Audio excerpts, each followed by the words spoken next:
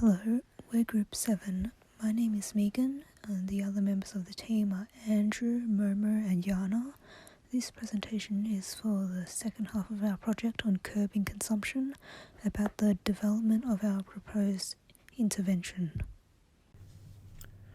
In the first stage of this project, we did research into the common consumption habits and created a persona based on our collected data. Our persona's name is Maya. She's a female college student in her early 20s who wanted to reduce her impact on the environment due to her waste habits.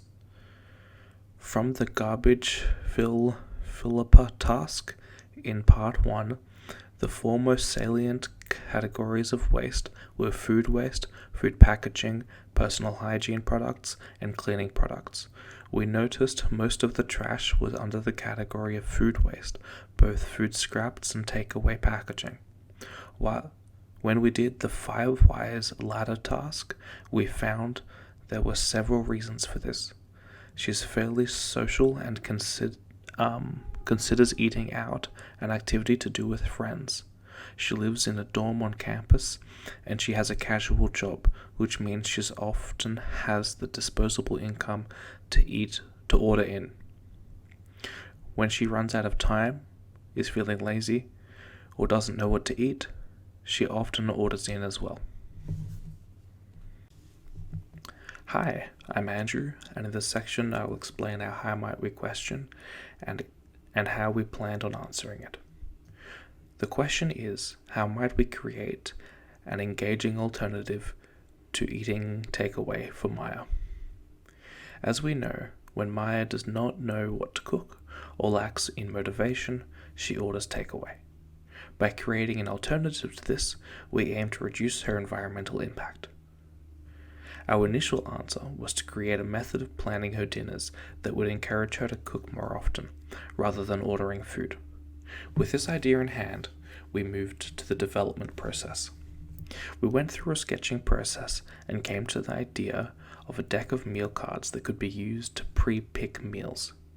By scanning the QR codes on their backs, making a shopping list for the week. These cards would be displayed on some form of case in a prominent location in Maya's apartment. From this, we progressed to creating a low-fidelity soft models. For mine, I made a large bench-sitting arrangement. The standout elements were the cards that modified the initial food cards, such as double, skip days, or leftovers, allowing for the changeability of life to alter the otherwise rigid system. The big flaw was its size, sitting at over 1 meter wide. Momo created a pinboard display that looked at using pegs to hold the cards. As he lives in a dorm environment, his user testing was highly valuable. He learned that most dorms have a pinboard on which the holder can be mounted. And Megan tested out a smaller card holder style box. The positive elements were its compact size, though notably you could not see each card throughout the week, so she found herself checking regularly and not knowing what came next.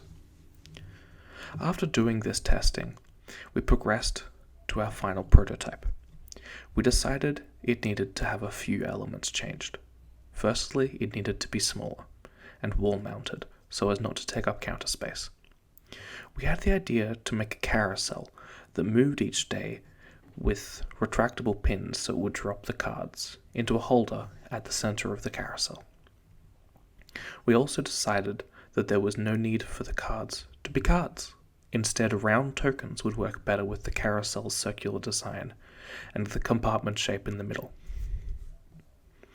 We had the idea that if it was going to be the same shape as a clock, and in a manner of speaking measure the passage of time as it rotated every day to drop the token, we would be served by adding a clock face to it, as it would both encourage the user to start cooking at the right time, but also most dorms already have somewhere to mount a clock on the wall, so you could replace it and not have to put a new hole in the wall, which many accommodation providers would not like.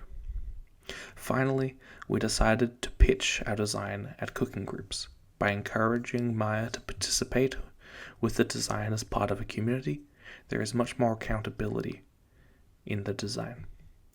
Momo will now run you through some more key takeaways from the development process and explain exactly how the design works. So we wanted to make a product that our user could use start of every week to plan meal preps for the rest of the week in the most fastest, easiest, efficient way possible. We thought of having a digital and a physical side to the product, where the physical part could be easily placed like a clock in the room on the wall. Then it will easily be used through scanning QR codes on the tokens using a digital application. A quick breakdown of what the physical product consists of. It consists of a deck of cards that have details on the meals, cooking time, prices, and calories on the front, and the back of the cards have the QR codes that link to the application to let the user find out about the ingredients and the recipes.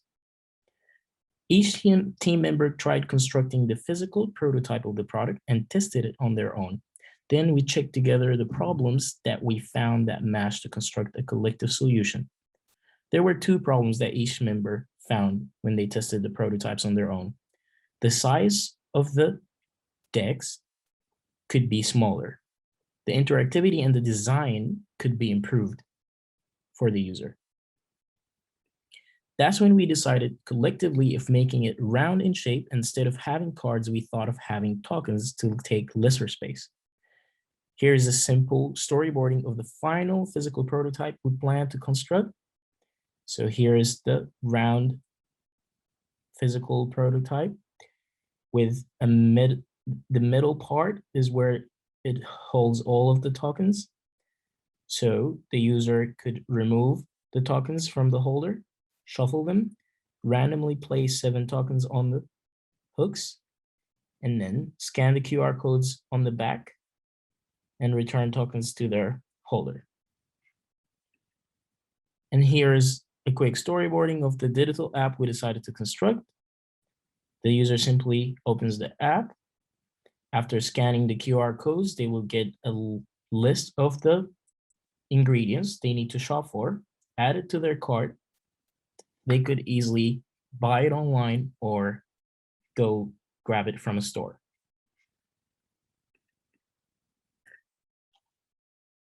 After we made the final physical prototype of what we decided on, we found out that through users testing, some people used it in a different way, where they place randomly 7 tokens from the holder after scanning the QR codes. Then after placing them manually, they rotate the clock. And when it lands on whatever meal after 1 rotation, they set the timer. So we can have a look here. So when it lands on the meal after 1 rotation, they would set the timer on the clock. And when the time is up, they want the token to fall into the holder for a reminder.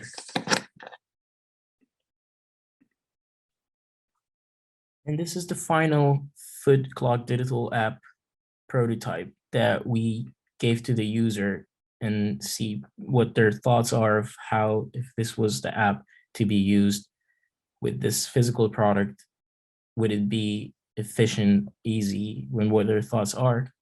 So here you go, you just basically simply log in, and then you have feeds on some like cooking tips and stuff. If you go to the menu, you can actually access the most important part where you scan the QR code. So you can scan as many QR codes, and when you're done, it takes you to where the shopping list at, the total price, total calories per week, and cooking time. And then you go to the cart, check out, pay, and you're done.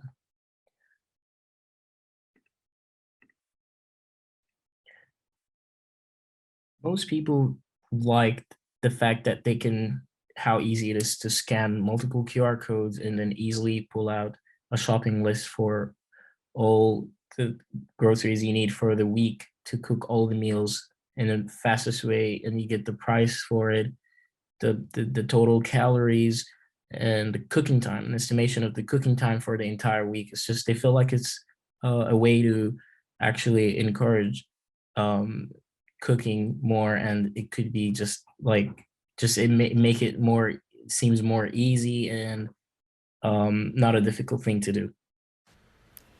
Reflecting on the design refinement process, the 3 ways that we decided we would have improved on it if given more time were, firstly, making more high-fidelity prototypes.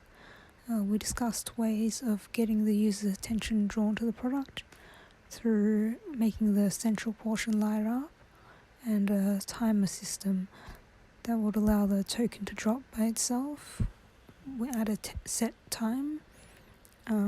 If the model had been able to perform these functions, the prototyping would have been more accurate to the imagined final product. Linking into that was 2, integrating the app testing more into the prototyping and doing some deeper thinking on the user experience design and the key functionalities of the app. And lastly, getting more people involved in the testing for a wider data set to help both the previous points. Thanks for your time and attention. We hope you enjoyed watching this presentation. How did you find Food Clock through testing? I really like the idea. If it was a full prototype, then it would be really cool. I like being able to scan a QR code and then have a shopping list pop up. It's so easy, and then I don't have to come up with recipes myself. How did you find Food Clock through testing? Me and my cooking group used Food Clock for 5 days. We liked that it had a digital and physical aspect to it, and it made deciding what to cook very easy and quick and at a reasonable cost. I think if the prototype was completed, it would be a good product for uni students. How did you find Food Clock through testing? I found it really helpful. My cooking group used it when we were cooking. But we thought that if the prototype was finished, it would have been a really good product to put out for use, because it made recipes really easy to find. The shopping lists were ready to use. It was a quick and easy fix to cooking.